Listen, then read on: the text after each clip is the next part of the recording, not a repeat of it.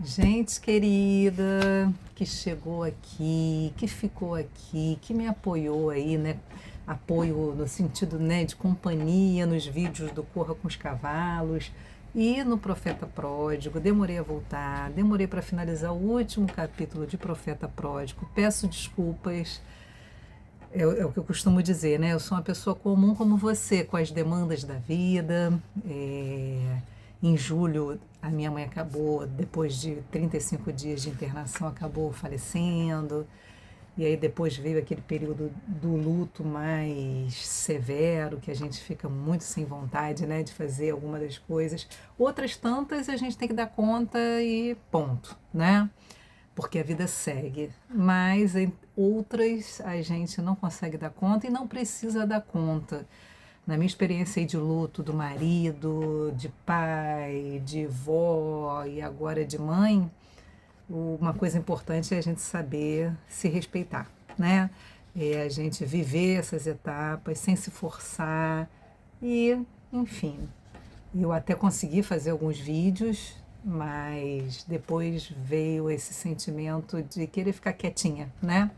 Mas estou aqui para finalizar esse compromisso com você, falando arrematando ali o livro, né? O livro de Jonas, essa luz que o Timothy Keller traz, uma luz importante. Ele fala de tantas coisas que só na leitura do livro eu nunca percebi, né? Acho que a experiência sua foi a mesma, mesmo você não tendo o livro, mas acompanhando por aqui, mesmo você não tendo lido, né? Mas acompanhando por aqui, você deve ter percebido que muita coisa você não sabia, assim como eu. É a terceira vez que eu estou lendo esse livro. É um livro que eu gosto muito. Já li no meu grupo de leitura. Li sozinha primeiro, depois li no meu grupo de leitura e li aqui com vocês, né? A grande pergunta, ele finaliza ali mostrando para a gente o seguinte: será que, como Jonas, nós também estamos no escuro quando o assunto é a graça de Deus? Porque a graça de Deus é central ao cristianismo, é o que diferencia o cristianismo das outras religiões. E estarmos no escuro quanto à graça de Deus é vivermos uma vida aquém daquilo que Deus tem para nós. Então, o livro de Jonas lança essa grande luz sobre o assunto e a gente precisa dessa luz, né? A doutrina da graça ela é central, ela é o centro do Evangelho, porque ela remove nossos fardos. Não somos nós que nos salvamos, não são nossos esforços. A salvação de Deus é imerecida em seu Filho. Como eu costumo dizer, no capítulo tem mais do que eu compartilho aqui. Ele vai falar, vai fazer o contraponto entre a graça imerecida e também uma banalização da graça, como se Deus estivesse sempre muito disponível a perdoar e a salvar. Não é sobre isso, mas fato é que a salvação ela é imerecida e ponto. E isso tira de nós um fardo. E isso é muito central no livro de Jonas. A graça, a misericórdia, a compaixão de Deus como mistério para Jonas. E também é mistério para a gente. Quantas vezes nós duvidamos de que Deus pode realmente me amar com esse coração meu que eu conheço e o seu que você conhece, né? Ele vai falar também no paralelo entre Jonas e Jesus, os dois, 3 dias e 3 noites, Jonas dentro daquele peixe, nas profundezas do mar, sendo esmagado ali pelo peso do mar, e Jesus nas profundezas da morte, esmagado pela ira de Deus, carregando sobre si a ira de Deus sobre o pecado, para que eu e você sejamos salvos, né? E mostrando então a diferença óbvia entre Jesus e Jonas. Ele levou sobre si os nossos pecados. Como Jonas desceu no fundo do mar, Jesus desceu às profundezas da morte. Assim como Jonas retorna, Jesus também retorna, vencendo a morte. A ressurreição é prova cabal de que seu sacrifício foi aceito. A ira de Deus foi satisfeita na morte de Cristo. A graça, o sacrifício de Cristo, ele é suficiente.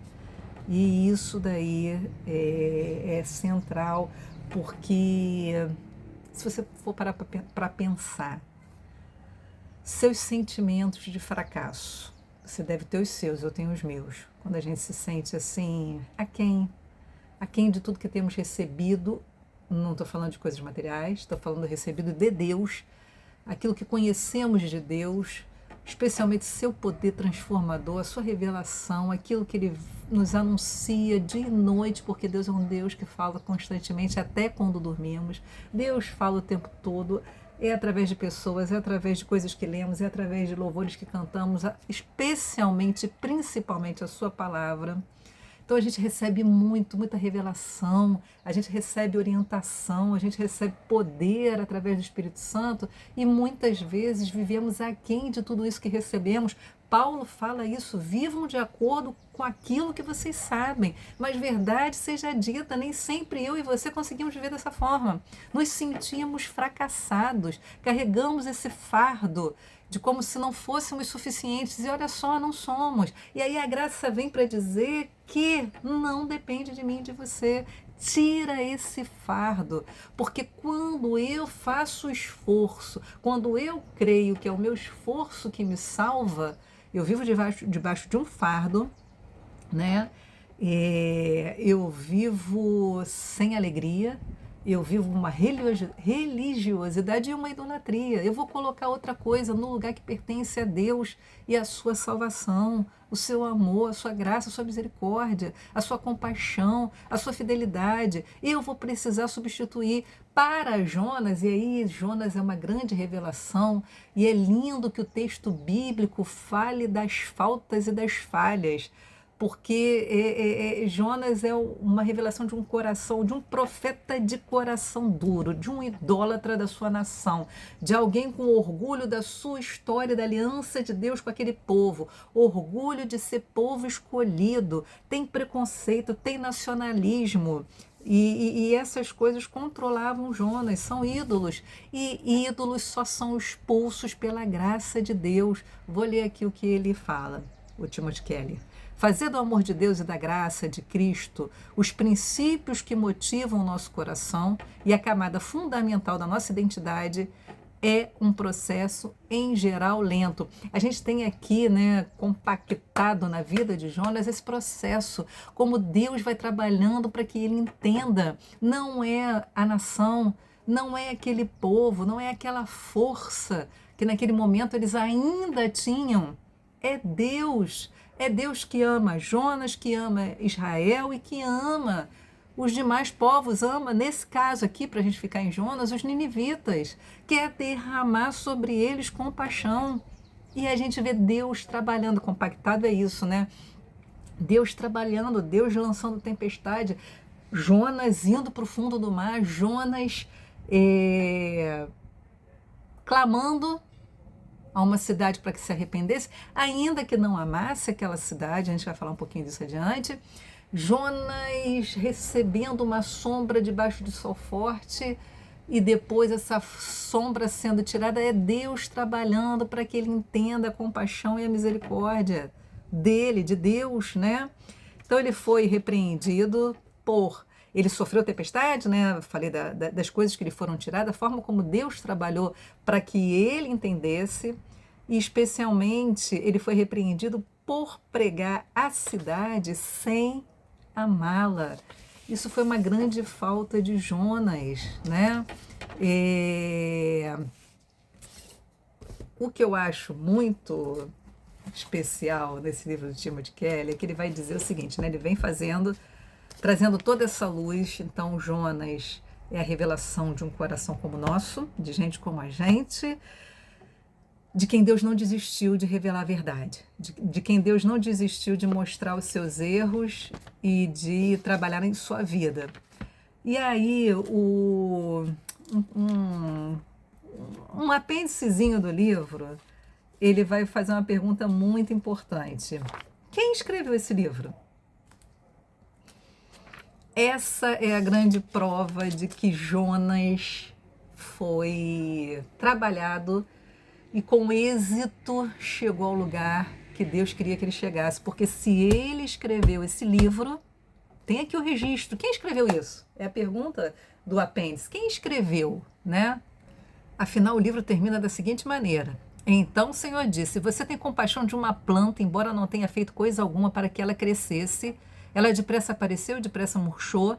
Nínive, porém, tem mais de 120 mil pessoas que não sabem decidir entre o certo e o errado. Sem falar de muitos animais. Acaso não devo ter compaixão dessa grande cidade? Termina com essa pergunta.